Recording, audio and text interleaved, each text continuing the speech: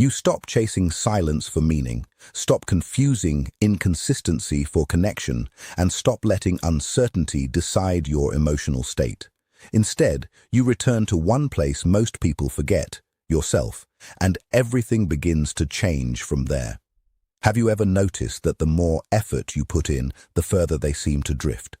Like you're showing up with care, attention, and emotional presence, yet all you get back is space, silence, or inconsistency. Here's what most people misunderstand about this dynamic. Individuals with an avoidant attachment pattern don't respond well to pressure, urgency, or emotional intensity. What actually influences how they perceive you is emotional safety, steadiness, and clear boundaries. Not in a way that controls them, but in a way that completely shifts your own internal position from chasing approval to standing in self-respect.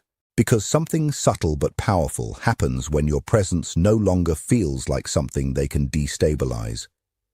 They begin to take you more seriously, not because you demanded it, but because you stopped abandoning yourself. When you're dealing with someone who has avoidant tendencies, one of the most common and painful mistakes is trying harder when they pull away. From your perspective, it feels like love. It feels like effort, care, and commitment. But from their internal experience, it can feel like emotional pressure, something that becomes too heavy, too fast, or too consuming. And their instinct is not to engage more deeply, but to retreat and regain space. This creates a repeating cycle. You move closer, they step back. You try harder, they distance further. Breaking that cycle doesn't begin with saying more. It begins with doing less emotionally and returning to yourself. Grounding is the first real shift. It means coming back to your emotional center instead of orbiting around their behavior. You stop letting their responses, delays, or silence dictate your inner state. Instead of reacting immediately, you pause. You breathe. You remind yourself that your worth is not being updated in real time based on someone else's availability. This is where most people lose emotional balance. They begin to measure their value through attention, consistency, or reassurance from someone who is not offering stability. That's where the imbalance begins. Avoidant individuals are especially sensitive to emotional pressure, even when it is unspoken. It shows up in repeated messages, constant checking, over-explaining feelings, or needing reassurance again and again. To them, it can feel like emotional overwhelm, as if closeness is arriving faster than they can process it. So instead of leaning in, they pull away to regulate their internal space. And it's important to understand, this is not always a lack of care. It is often a response to emotional overload. This is where grounding changes everything. When you stop chasing, you stop feeding the pressure system. You no longer amplify the emotional intensity they are trying to escape. Instead, you become steady. You respond rather than react. You communicate without pleading. You stay present without desperation. And that difference is immediately noticeable. Because avoidant dynamics are usually built around emotional extremes, pursuit and withdrawal, closeness and distance, anxiety and avoidance. What disrupts that pattern is calm consistency, not coldness, not detachment, but emotional self-containment. You can still care. You can still feel deeply. But you are no longer abandoning yourself to maintain connection. You are not waiting anxiously for a message to decide your emotional state. You are not reorganizing your life around unpredictable attention. Instead, you continue living. You maintain your routines, your focus, your identity, even when the other person pulls back. And this is where respect starts to emerge. Not because you demanded it, but because you stopped participating in emotional instability. When someone notices that your stability is not dependent on their inconsistency, their perception shifts. You are no longer someone who collapses when they withdraw. You are no longer easy to destabilize. You are steady, and that steadiness is unfamiliar in these patterns. Most people respond to emotional distance with urgency or anxiety, but when you don't, you interrupt the expectation. You become less predictable in the old dynamic, and that alone changes the psychological structure between you. Chasing, on the other hand, drains you. It creates overthinking, emotional dependence, and constant self-analysis. Every delay becomes a question. Every silence becomes a story. Every shift in tone becomes something to decode. And slowly, you lose your sense of self in the attempt to hold on to someone who is not meeting you halfway. Grounding brings you back. It recenters your emotional authority. It reminds you that your peace is not negotiable. There is quiet strength in not reacting instantly, in not rushing to repair distance, in not panicking when things feel uncertain, because that restraint communicates something deeper than words ever could: self-trust. And self-trust changes everything. You stop making decisions from fear of losing them, fear of being too much, fear of pushing them away. Instead, you start moving from clarity, and clarity always leads to healthier emotional choices. Over time, this shift naturally changes the relationship dynamic. Either the other person begins to approach you with more consistency and respect, or you gradually detach from a pattern that was never emotionally balanced in the first place. In both outcomes, you regain yourself. But grounding alone is not enough. When dealing with avoidant patterns, unclear emotional signals create confusion and instability.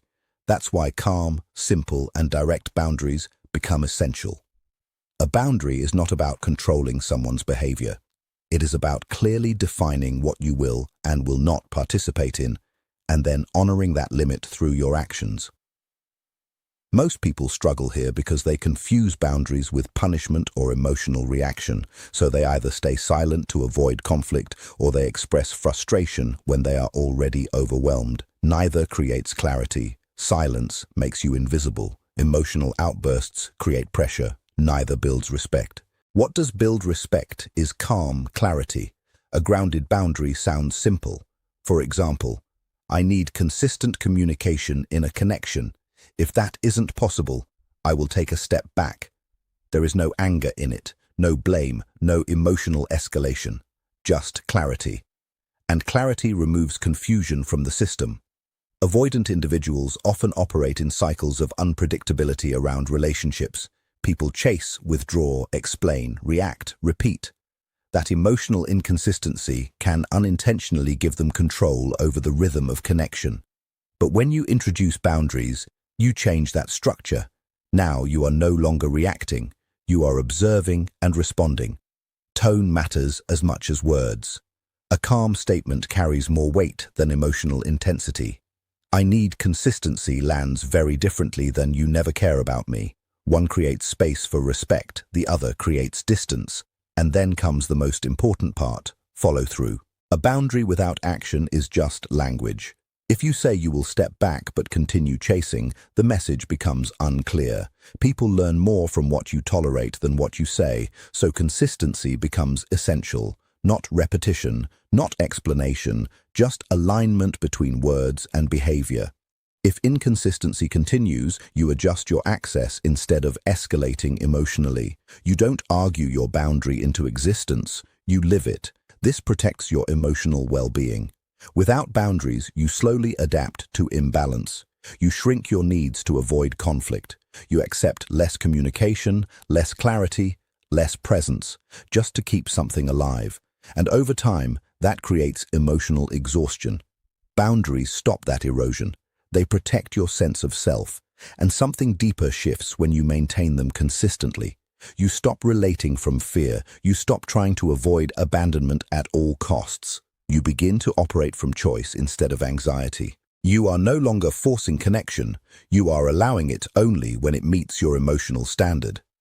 That energy is what actually changes the dynamic more than anything you say, because in avoidant patterns, understanding someone does not mean accepting emotional neglect.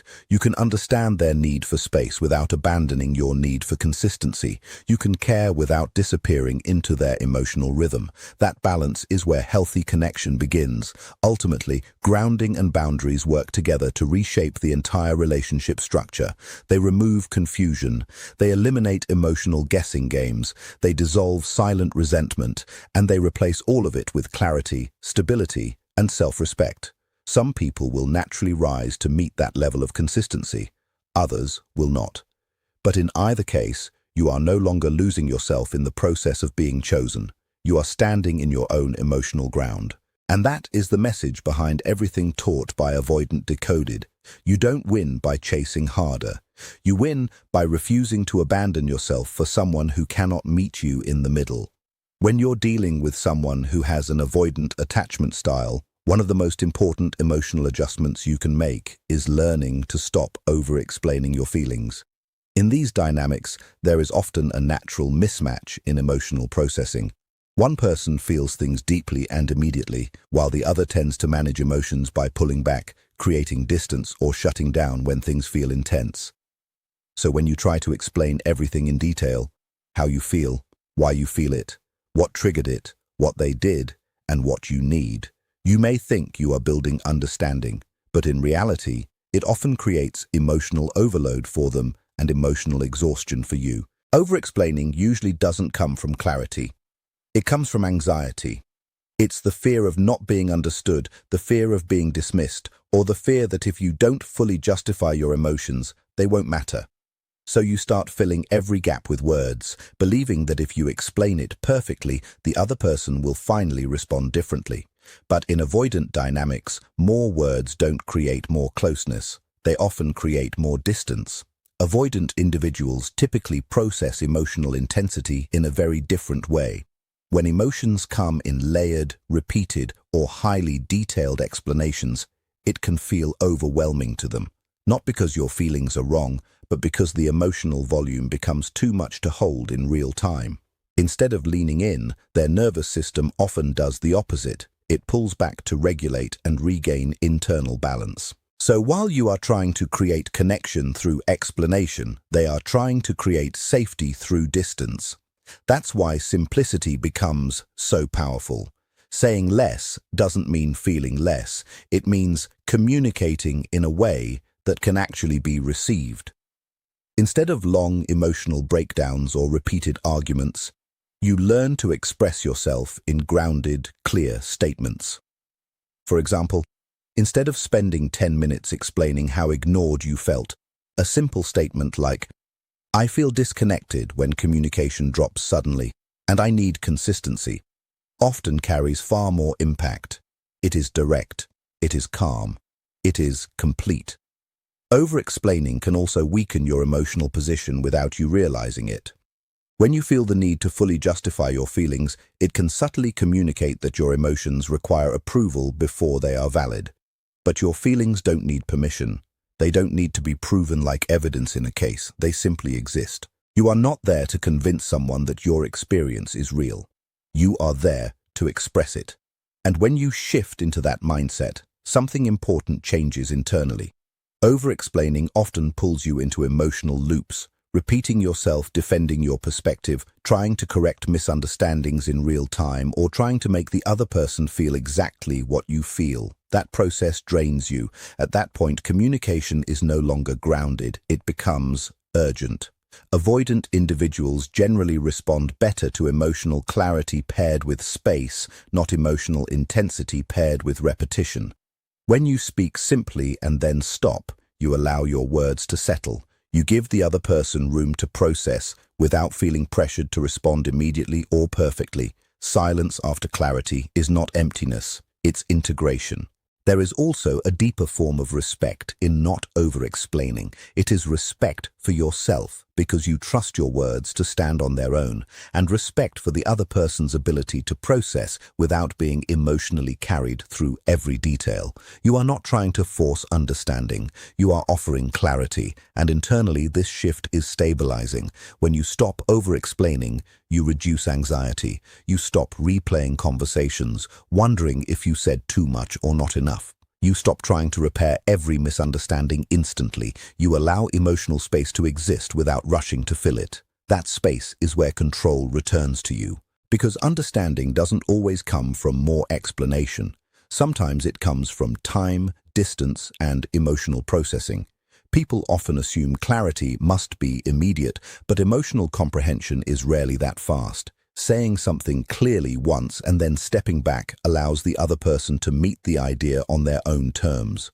Over-explaining also creates imbalance in effort. When one person is constantly explaining, clarifying, and emotionally managing the interaction, they become overextended while the other becomes passive or withdrawn. The relationship starts to tilt. One person overfunctions emotionally while the other underengages. That imbalance is not sustainable. When you learn to say less but mean more, your words gain weight. They become noticeable because they are not diluted by repetition. There is a quiet strength in expressing yourself once and not chasing validation for it. It communicates emotional maturity and self-trust. The goal is not emotional withdrawal. It is emotional precision. You express yourself clearly without drowning your message in justification. You say what matters. Then you allow space for response. You don't force understanding. You let it develop. And in avoidant dynamics, this shift often changes the entire emotional tone of the interaction. Because when intensity is replaced with clarity and over-explaining is replaced with grounded communication, the dynamic stops feeling like pressure and starts feeling like space. Another emotional skill that is often misunderstood in these dynamics is giving space without punishment. Many people either panic when distance appears, or they respond with emotional withdrawal that carries resentment. One approach becomes anxious chasing, the other becomes silent retaliation. Both keep you emotionally reactive. Neither creates stability. Avoidant individuals often need space to regulate. When they feel overwhelmed or emotionally crowded, their instinct is to step back, not necessarily to reject, but to reset internally. The problem arises when that space is interpreted as abandonment and met with emotional escalation. That's when the cycle begins. They withdraw, you chase, they withdraw further. Giving space without punishment breaks that cycle. It means you step back without turning distance into emotional warfare. You don't disappear to punish them. You don't ignore them to provoke guilt. You don't withhold connection to gain control. You simply allow space to exist without making it a crisis. You stay grounded in your own life while the distance unfolds. No emotional theatrics, no reactive messages, no silent retaliation, just steadiness. This is where emotional maturity becomes visible. Because avoidant individuals are highly sensitive to emotional pressure, even when it's not directly expressed. They can feel urgency in repeated messages, emotional dependence in tone, or anxiety in constant checking. When space is given with frustration or hidden resentment, it still feels like pressure. But when space is given calmly, it feels different. It feels safe. It feels non-controlling. It feels respectful. And in avoidant dynamics, respect is often what allows emotional defenses to soften. Giving space without punishment also means you are not using silence as a weapon. Silence used to punish is still emotional reactivity. It keeps you emotionally tied to their behavior. You are still responding, just indirectly. Calm space is different. Calm space is not about them. It is about your emotional regulation. It is about staying centered while allowing distance to exist without turning it into conflict. And importantly, it doesn't mean ignoring your own needs. You are not pretending everything is fine. You are simply choosing not to react from emotional instability. If patterns continue, you still have boundaries, you still make decisions, but those decisions come from clarity, not emotional turbulence. There is a quiet strength in not turning every moment of distance into a crisis. When you stop punishing space, you stop turning relationships into emotional battlegrounds. You allow reality to reveal itself naturally. If the connection is healthy, space will not destroy it. It will create room for return. If it is not, space will make that visible without you forcing answers. And most importantly, giving space without punishment brings you back to yourself. It shifts your focus from managing someone else's behavior to maintaining your own emotional stability. From chasing responses to observing patterns. From reacting in fear to choosing from clarity. And from that place, everything changes. You stop obsessing over what the other person is doing in their silence. You stop interpreting every delay as rejection. You stop falling into emotional spirals whenever distance shows up. Instead, your attention returns to where it actually belongs. Your own emotional state, your own life, your own stability. From that shift, something quietly powerful happens. You are no longer emotionally controlled by someone else's presence or absence. You are not chasing connection out of fear, and you are not withdrawing out of anger. You are simply grounded. That becomes the foundation, not control over others, but protection of your emotional integrity. You allow space to exist without turning it into panic, punishment, or collapse. And slowly, your internal world reorganizes. You stop asking, "What are they doing?" and start asking, "How am I showing up for myself right now?" Because your nervous system is no longer dependent on external updates to feel okay. Valuing yourself out loud. Then another shift happens. You start valuing yourself out loud. You express things like, "I'm open to connection, but not confusion," or "I need consistency, not mixed signals," not as aggression, but as clarity. This is where many people struggle, because silence hides needs and emotional explosions distort them, but calm clarity defines them. Avoidant dynamics often involve distance and ambiguity. Without clear standards, confusion gets normalized, inconsistency gets excused, and emotional needs slowly get minimized. Valuing yourself out loud interrupts that. You are not controlling anyone. You are defining your emotional environment. This is what feels safe for me. And clarity, when calm and consistent, creates structure. Why clarity matters more than reaction. Unspoken tolerance shapes relationships more than people realize. If you don't express your standards, silence is read as acceptance. Over time, imbalance forms. One person adapts, the other continues unchanged. When you begin stating your needs early and calmly, you stop relying on emotional reactions to communicate limits. You define them before resentment builds. There is a difference between hoping you are treated well and knowing you will only stay where you are treated well. One creates anxiety, the other creates stability. Shifting the pattern. In avoidant dynamics, clarity introduces structure where there was uncertainty.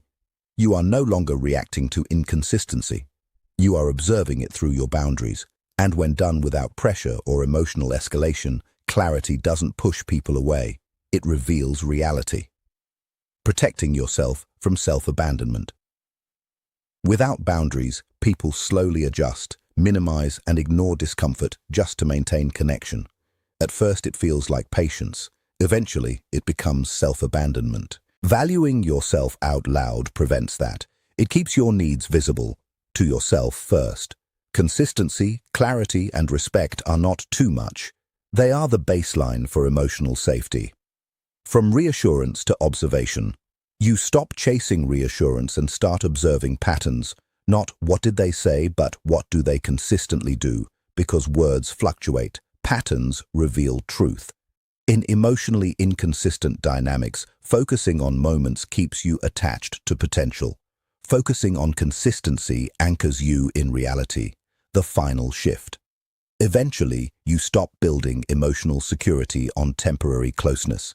You stop chasing potential. You stop shrinking to maintain connection. Instead, you build from clarity, structure, and self-respect. And that changes everything, not just how others respond to you, but how you respond to yourself. In the end, emotional freedom comes from one simple shift. You stop abandoning yourself to keep access to someone else.